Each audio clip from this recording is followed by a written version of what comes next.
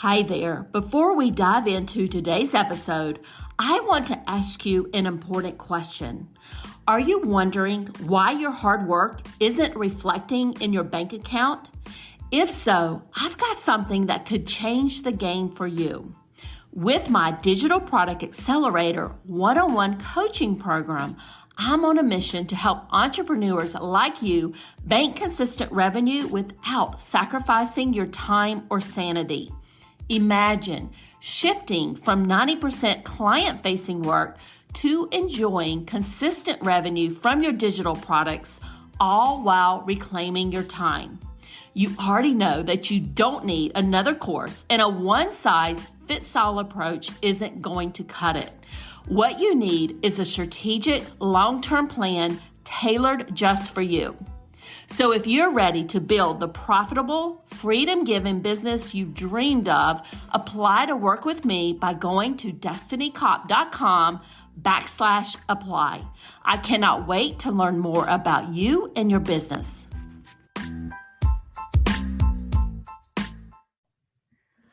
Welcome to the Course Creators MBA podcast. I'm your host, Destiny Cop. And in this podcast, we're covering actionable tips to grow your online course business. Before I begin, I want to let you know that this episode is sponsored by my Course in a Box program, which helps you create your revenue-generating course in less than a week. Course in a Box is on the AppSumo Marketplace at a special deal, and the link for Course in a Box on AppSumo is in our show notes. And today, we're in the middle of our Course Creators series where I'm chatting with ordinary course creators just like you. We're talking about their journey in their online course business, how they got started, the challenges they've experienced, and how they overcame them. These are real discussions with real people. Today, my special guest is Brandi Good. Brandi helps women entrepreneurs systemize online business activities using tech, workflows, and automations customized to the needs, comfort level, and budget of each business owner she works with. Her signature service, Systemize Your Biz, is designed to help you pandemic-proof your business by getting your courses and memberships online.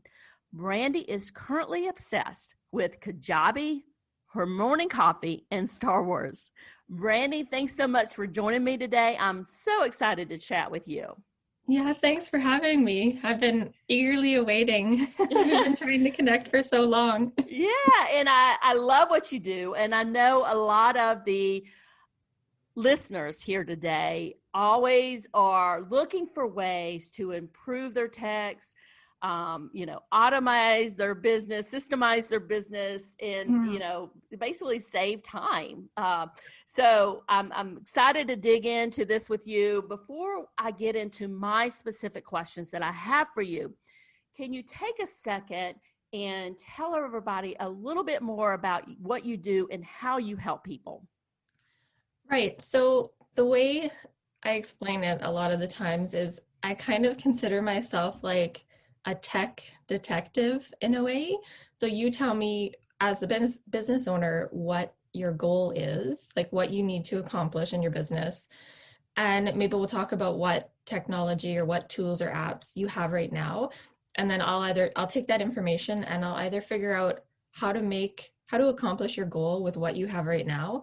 Or I might say, okay, you actually don't have the tools and the systems you need. So put these things in your business and then you can accomplish whatever that goal is.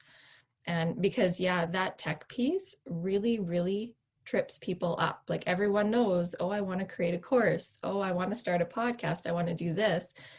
And in theory, it's kind of simple, like you record some audio, you record some video, and you put it out there.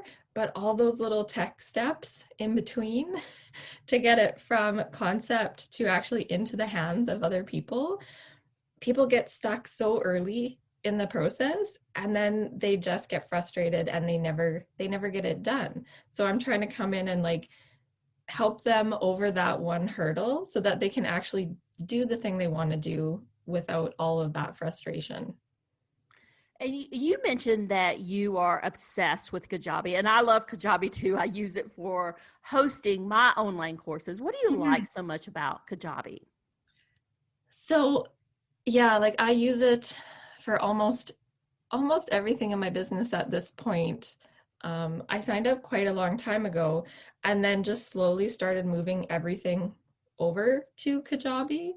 Because like at first, obviously it was for courses.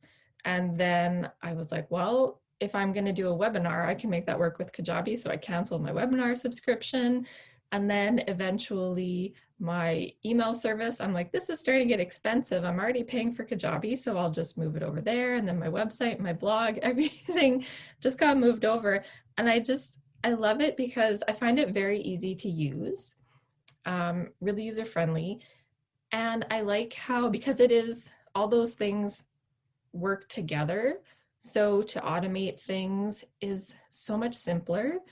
I rarely have to use like Zapier or Integromat to make things work because everything is already in Kajabi, and it's almost seamless for what I need to do. So that's the kind of two things: the user friendly aspect, and then just that everything works together. Plus the customer support is like amazing. It's top notch. It's one of the best I've ever come across. And I have to agree with you on the customer support. That's one of the reasons why I love it so much. Mhm. I have not migrated my email subscribers over to Kajabi, and Mhm. and we're taking a little bit of a tangent here, but I think a lot of the people listening to what we're discussing, Right, they're they might be interested in interested. this. Yeah. Um, so my email system, I use ConvertKit, and I am not at a point yet where I'm feel comfortable moving that over to Kajabi. What do you typically tell your clients on that? Yeah, so I get a lot of questions specifically about email. And like I did hold out on switching over to Kajabi for a long time because I was using Active Campaign, which I love, love, love, Mm-hmm. love. Mm-hmm. Yeah, a lot of people I know love it too. Yeah, because the automations are so advanced. You can do so much with Active Campaign. Um, but it got to the point where I was having to balance, okay, the cost of Active Campaign, because of course, as my list was growing, my price was going up. So balancing the cost of that with, okay, so what am I doing with Active Campaign that I actually can't do with Kajabi? And yeah, there were a couple things that it's like, okay, I can't make this automation work as smoothly as, as it would have done, or oh, okay, I have to use Zap for this one automation because it won't trigger without it. So I struggled with that for months actually, just kind of going back and forth about what I was going to do. And finally I was like, because I kept watching the Kajabi roadmap and seeing, okay, they were planning on making improvements to email. Like there were some of the things that I wanted, like custom domain sending was a big one that they said it's coming, it's coming. So I did make the switch even before that was out, and just kind of dealt with the email as best as I could.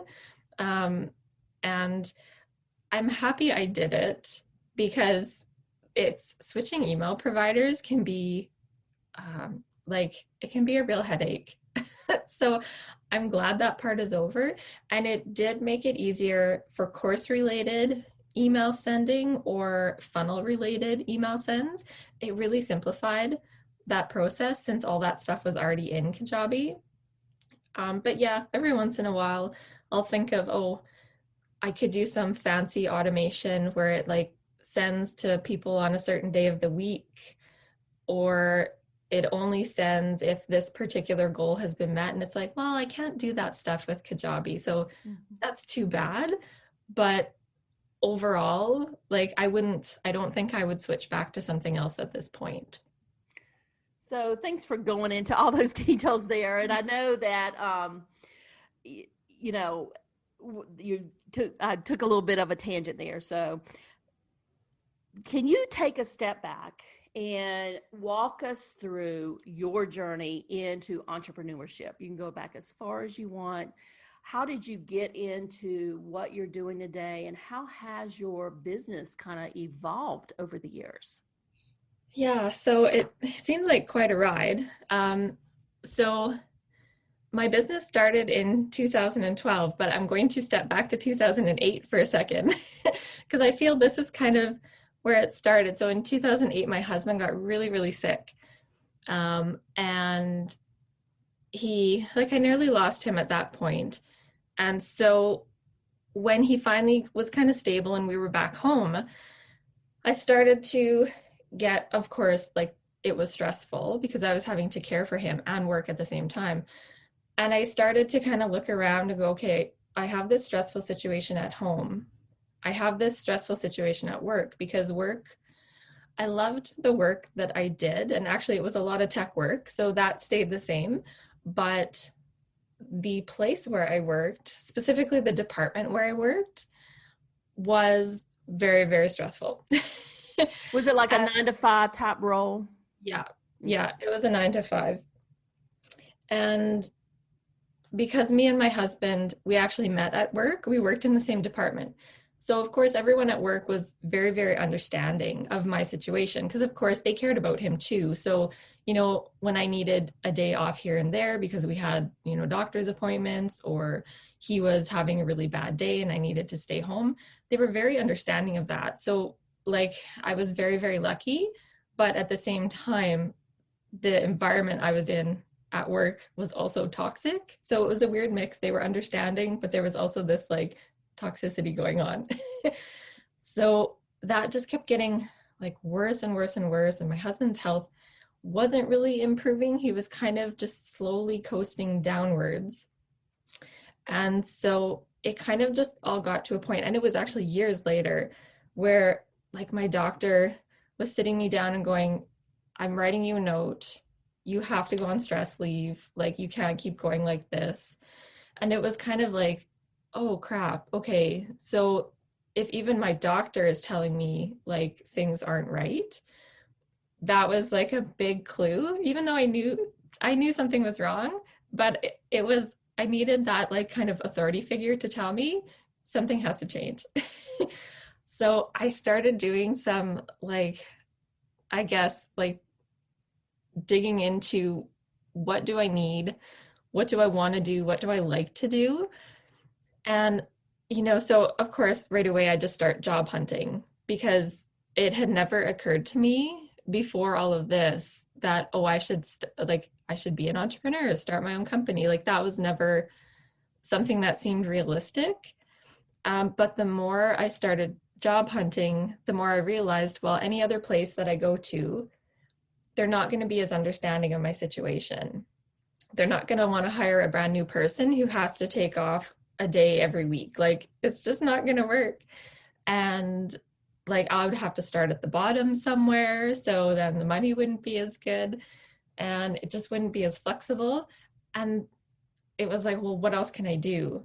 And then I was okay, I guess I am going to start my own business. And once that kind of occurred to me, it was terrifying, but it felt right because I realized, okay, so I have this stressful situation at home that I have very little control over. But if I'm, working for myself, I have so much control. In fact, I'm completely in charge, which is also scary. But, I could control my work environment. I can control who I choose to work with, whether it's clients or colleagues. And that, that just kind of snowballed. And within a few months, I had quit my job and hung up my shingle. And then, it went from there. My business did evolve and change a lot from what I initially launched. But there's always been kind of this techie thread all throughout that just seems to be where I end up almost all of the time. So when you started out in 2012, what did you initially start doing? How were you getting paid? So I was doing two things. So one, it was kind of a continuation of the 9 to 5 job that I had been working, just doing it freelance, which was like business analysis, quality assurance testing, um, things like that. So still working with tech companies. So that was kind of a freelance consulting thing I had going. And then on the other side, serving a completely different market, um, I was doing kind of like virtual assistant was only barely a term at that point. Most people had no idea what that was, so I didn't use that term, but essentially that's what I was doing. So helping people manage their social media profiles, formatting documents, doing stuff like that. So it was really VA work, and then so kind of admin kind of stuff or marketing admin, and then on the other hand, I had really intense tech and development work on the other side. So it was a little bit Jekyll and Hyde kind of, I felt. And of course, because I was doing these two really different things, nobody understood what my business was or what I did. So that kind of propelled me into, I had to drop the tech stuff, and I continued on with more of the VA work, but started to transform it more into marketing. So instead of just administrative work, it was more marketing assistance and really, really diving into social media, because that was kind of booming at that point, and businesses were only just starting to like create Facebook pages, and Pinterest was just invented. Mm-hmm. And things like that. So that was kind of, I gravitated towards that because that seemed to be where the demand was. And how were you finding your clients at this point? Were they finding you through the website, or was it word of mouth? It was a lot of word of mouth. I had joined a couple business associations locally, so that was good. And go to networking events and things like that. So it was really good. The only thing is that I found I was attracting other startup companies. And so the issue with that is, like, today, if I had a startup come to me and say, here's my budget, I can only do this, I could totally work with that. But when I was starting out to work with other startups and they're saying, I can only pay you like $50 a month, I was just like, ooh, a client. So I said, okay, sounds good.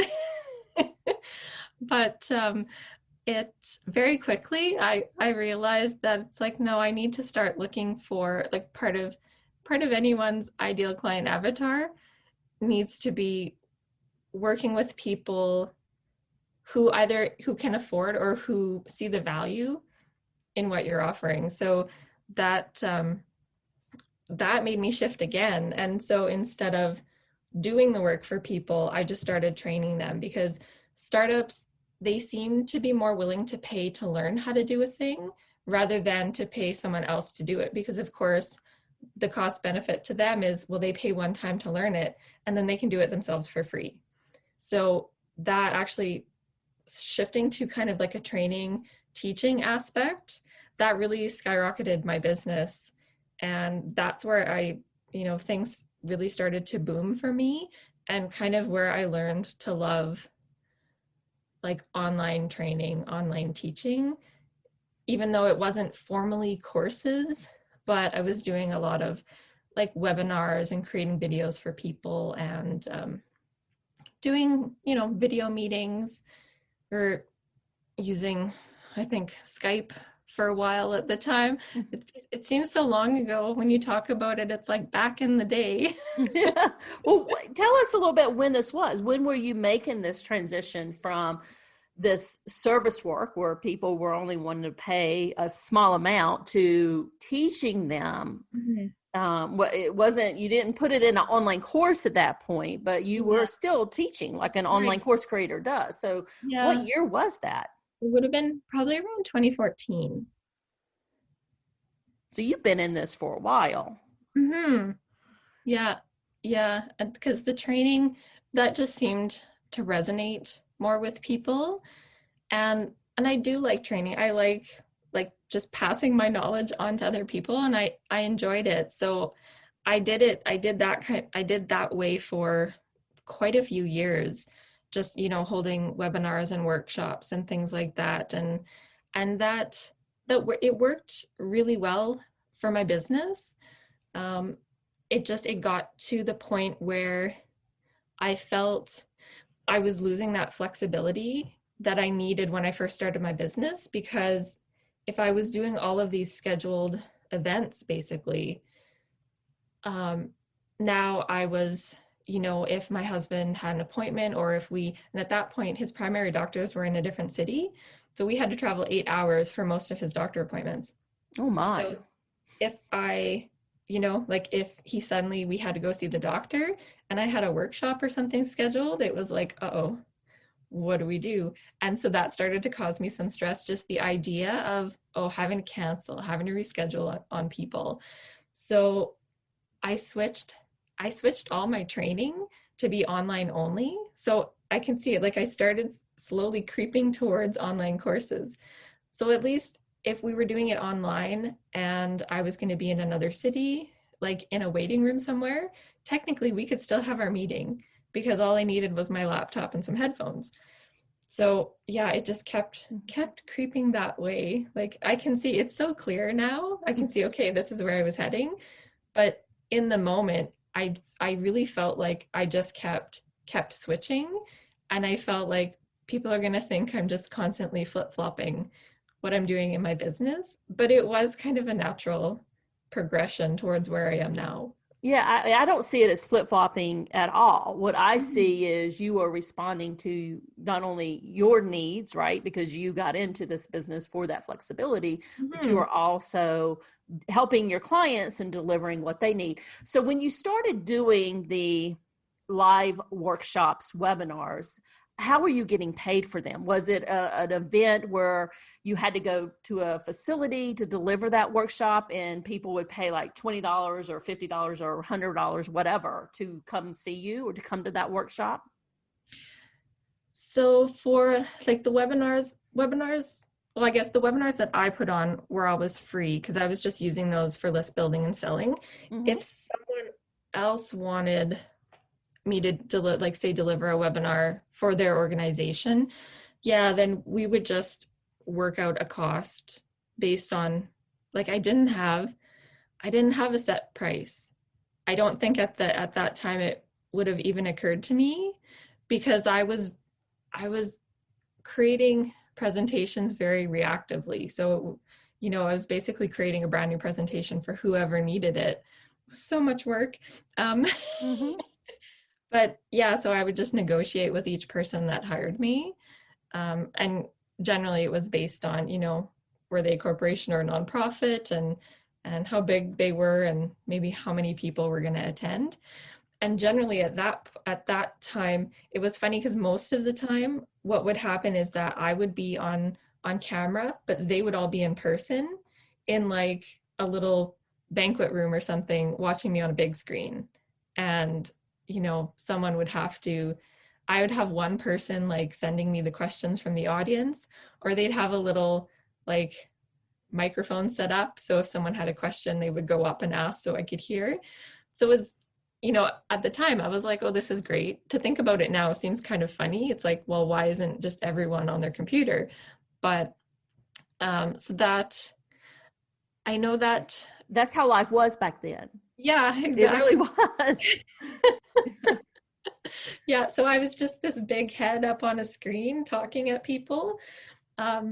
So I know it totally depended on the organization. Some of them, it didn't matter to them one way or the other.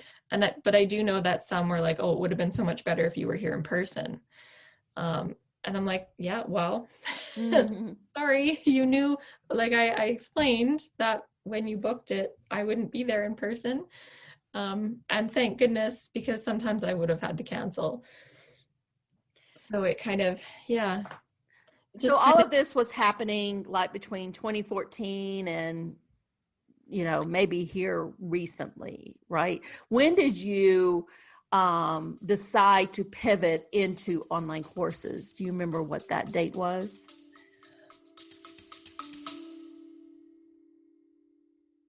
Hey there, Destiny here, and I'm the host of the Creators MBA podcast. And this episode is brought to you by HelloContent.shop, your go-to destination for content creation in your online digital product business. I understand how busy you are as an online business owner. I am right there with you. And that is why I have filled our Hello Content Shopify store with low-cost digital products that you can use as a lead magnet or part of your paid programs like your online courses or memberships. We also have marketing templates like email swipe files and social media templates designed to save you time and money. So whether you're looking to streamline your content strategy, enhance your digital products, or just save some precious time, I've got you covered, my friend. Now visit the HelloContent.shop today and take the first step towards effortless content creation. I don't remember the date. If I could probably go back and figure it out, but it was kind of I was starting to think about it all throughout that time. Mm-hmm. But it just seemed like such a big undertaking, because I just didn't understand all of the steps behind it. So I was like, this is how my clients feel today. They're like, oh, I want to do this thing, but it seems so big and overwhelming that I'm just not going to do it. So because I was doing webinars and I'm like, okay, I'm doing these for list building. And somebody was like, well, on your webinars, you should really be selling. And I was like, oh, that's a good idea. And then just right around the same time, I came across Amy Porterfield. And so, of course, she, like, her whole thing is, okay, you list build, you do webinars, you sell a course. Mm-hmm. And, so I started following her, and it really hit home that it's like, yeah, that's a model for my business that makes sense to me, that I would like to have, and that fits better with the lifestyle and the schedule I'm trying to create. So all throughout this time, I kept trying to work towards that. And, I would launch like a mini course here and there, but I wasn't really doing the marketing piece of it. So technically I had all the steps down for making the course and publishing it, but the whole funnel of it and marketing it just kept kind of falling to the wayside.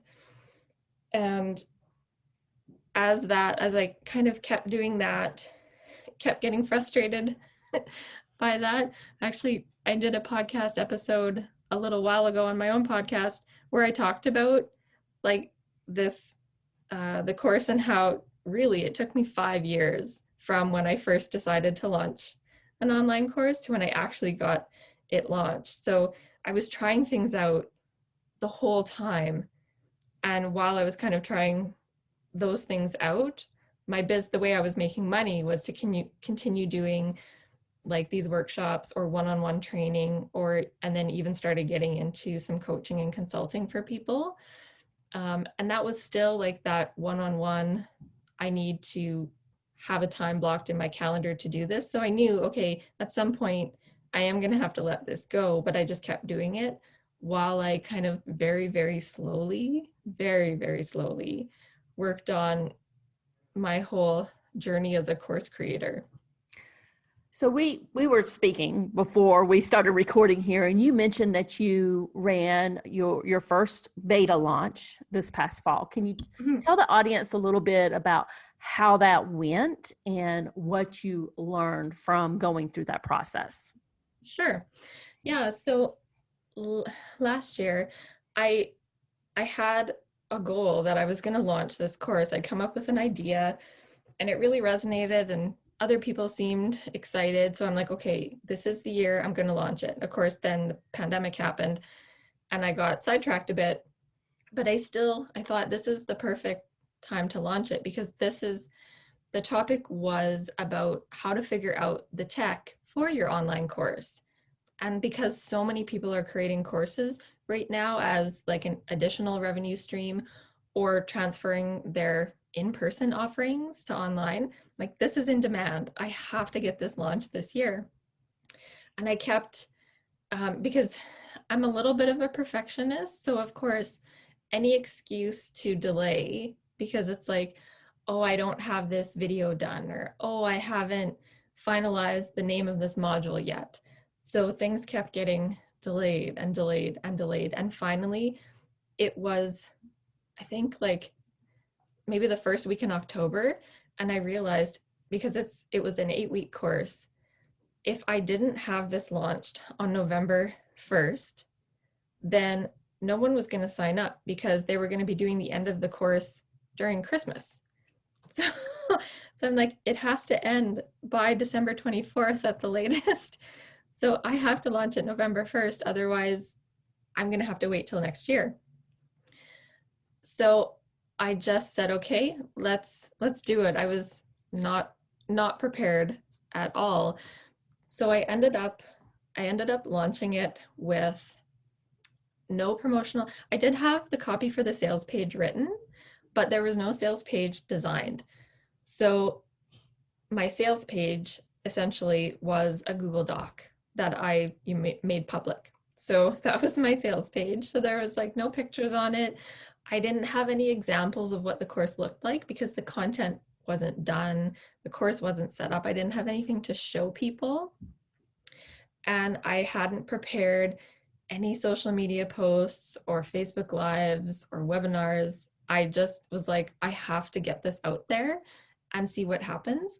So I decided to promote it. It was a beta course. I decided to call it a pilot program.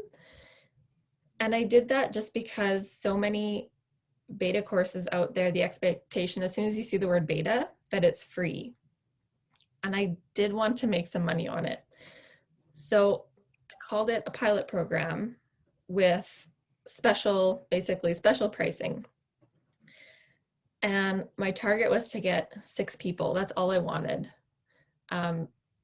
Because I wanted to make sure that I got like 6 perfect students, because since this was a beta, it was going to be so important that the feedback that I got from those people was going to be really, really relevant so that I could make the right changes.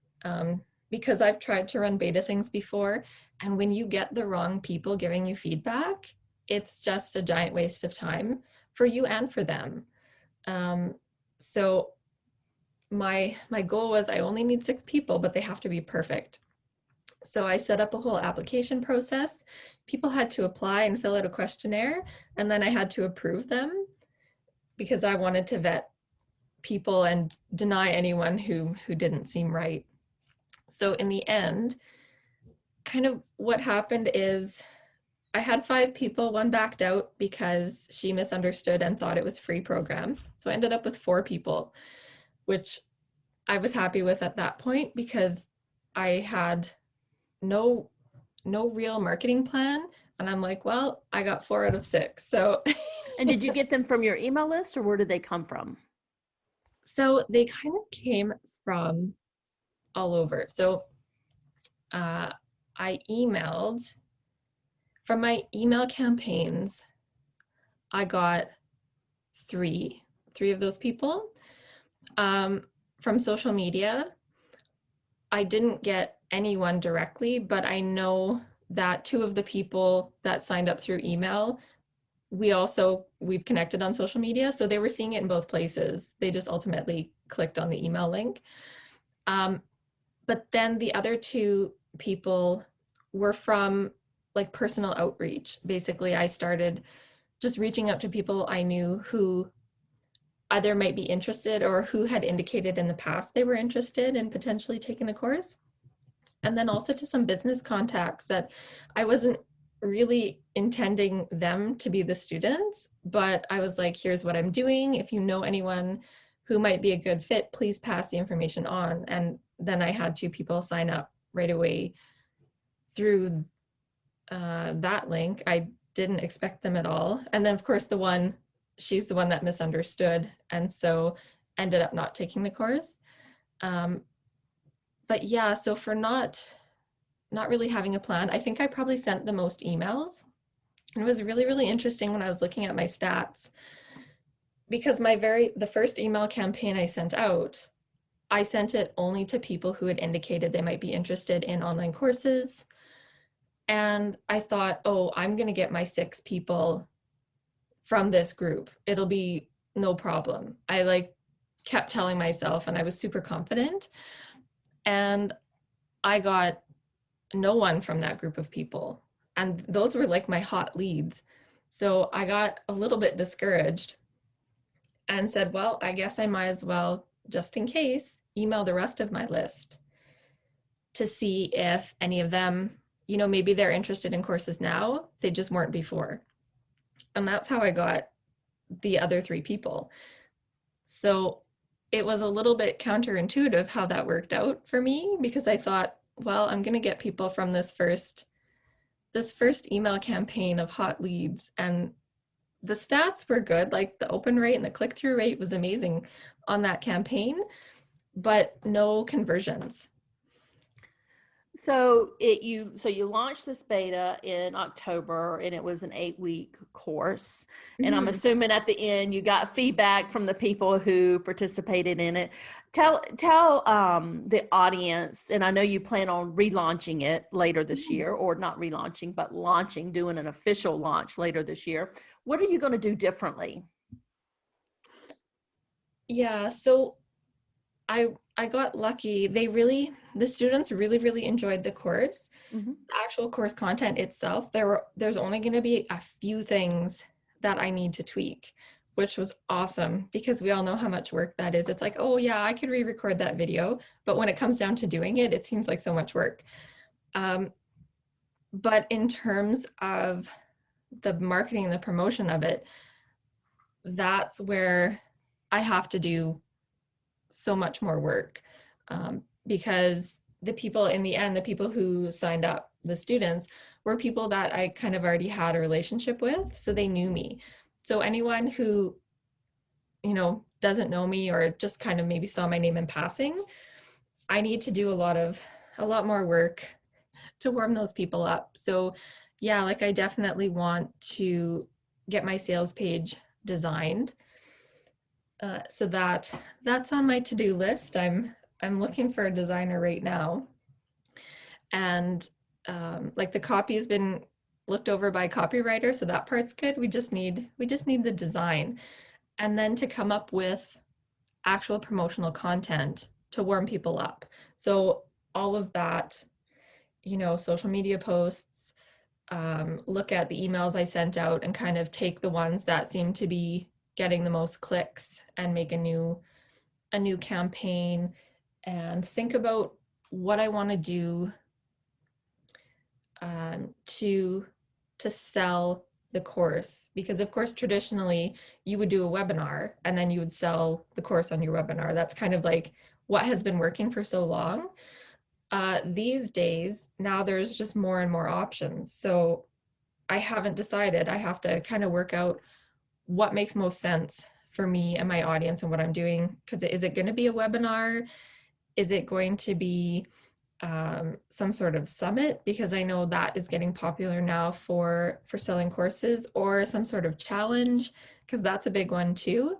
So yeah, I have to sit down and really think about and focus on, okay, what is going to be my promotional plan? What journey do I want my people to go through to get to this course? What's going to make the most sense? And on top of that, what am I going to talk about in all that promotion that's going to lead them up to the course?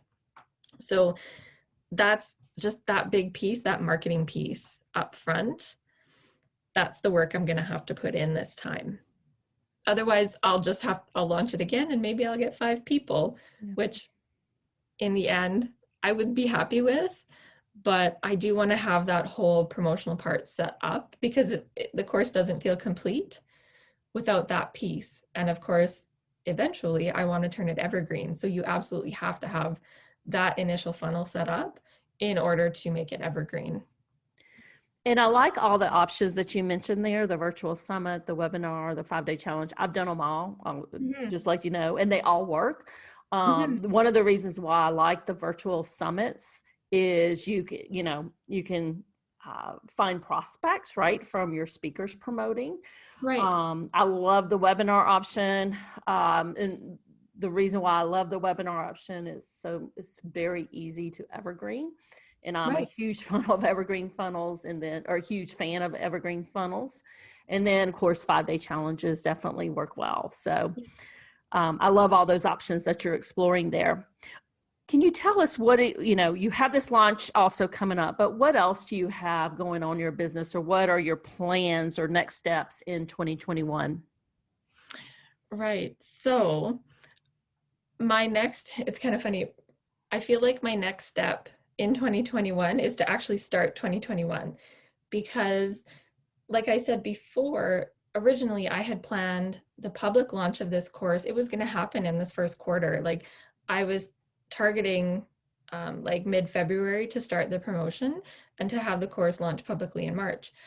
But in mid-January, my mom got sick and she's still in the hospital right now as the time that we're recording. So this is 10 weeks later.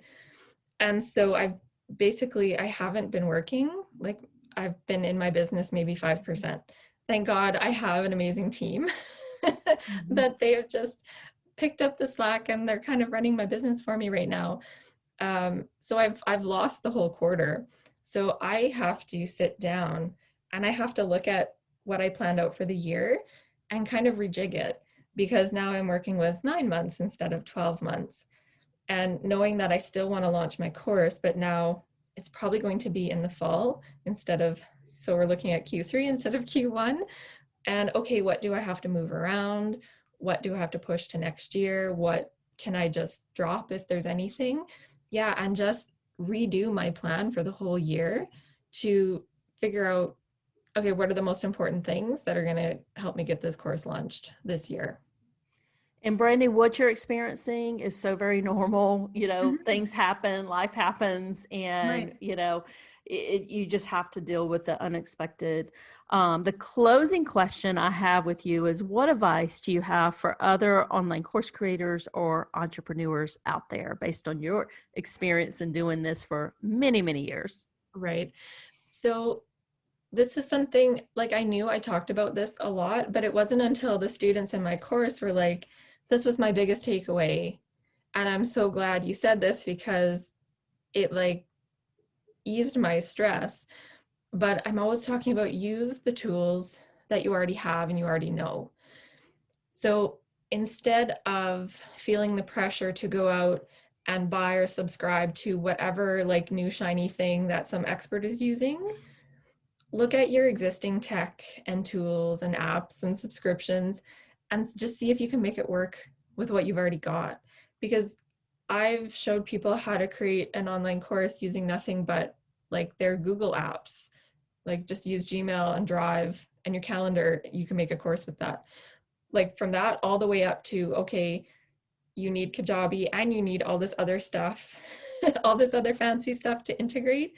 So especially when you're starting out and you're either not comfortable with tech or maybe you're even just short on time, just use what you've got because those are the tools that you already know how to use and you just have to see how they can fit together. And in the end, and this is kind of the logic behind how I did my beta course, is right now it's more important just to get it out there into people's hands than to have all the fancy tech and fun experiences and oh you click this and a little the screen lights up and goes congrats. Like you can get there eventually, but you don't need to start with that.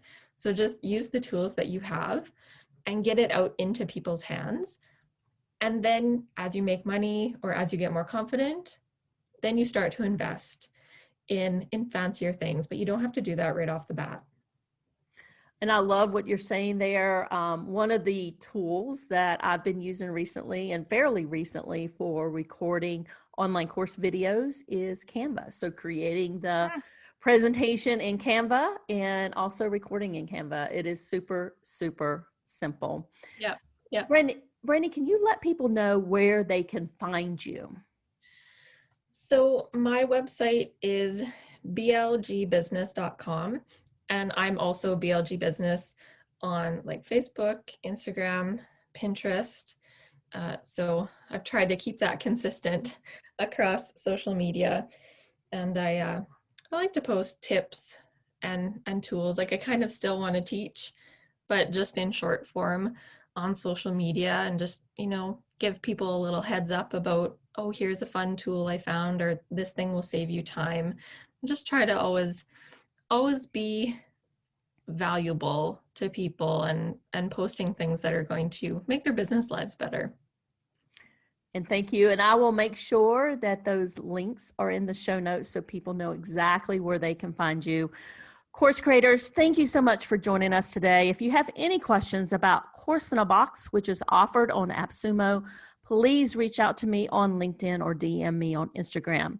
I hope you enjoyed this episode with Brandi. Would love for you to rate and review the podcast on Apple Podcast or your favorite podcast platform and show us some love there. Have a great rest of your day. Bye for now.